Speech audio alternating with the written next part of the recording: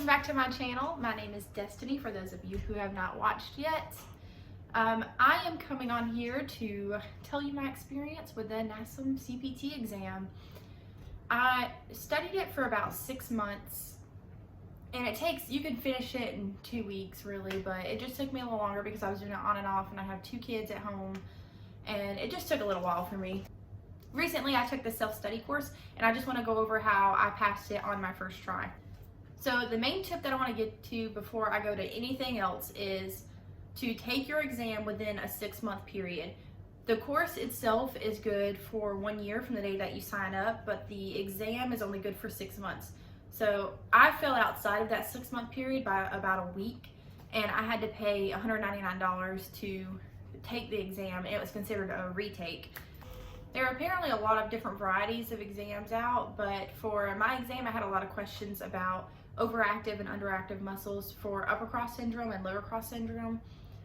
I also had a lot of questions on the OPT model and what phases fall in there and how many sets you do per phase, how many reps you're going to do, what kind of exercises you'd be doing within each phase, and then the cardiorespiratory levels, you need to know that as well. Surprisingly, there were very few questions on behavioral coaching and nutrition, but the biggest thing you need to take from all of that is that with nutrition, you are not supposed to give your client a meal plan. You're supposed to suggest that they go see an actual nutritionist to get a meal plan.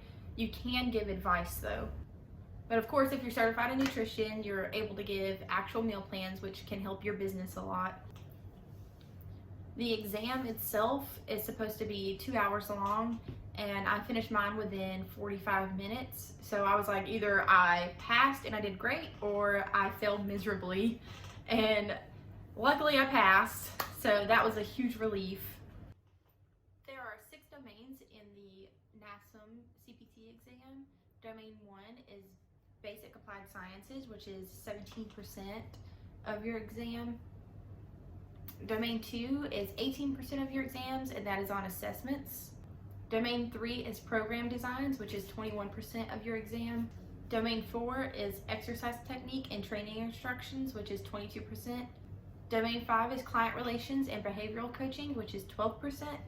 And Domain 6 is only 6%, and it is Professional Development and Responsibility. And what I did to pass is I went to the self-study course, and when I first started, I was reading all the chapters on the modules, and then I was watching the videos and then taking the practice quizzes. And then after that, after about halfway through doing that method, I realized that I was just wasting a lot of time. I wasn't holding on to the information from reading the chapters, that it was just better for me to watch the videos and take the practice quizzes. So for the second half of my studying, that's what I did, and it seemed to work out a lot better for me. The actual practice exam on the NASM self-study, it did not compare at all to what the exam was like, which is a downer, because you would think that the exam would kind of mimic how the questions would be on the actual exam, but it was completely different. It honestly just felt like the questions on the practice exam were just played down, and the wording was easier so you would answer them correctly, but then when you take the actual exam, the questions were more advanced, and it seemed like it was kind of more tricky, like the verbiage was different. Overall, I really enjoyed the self-study course.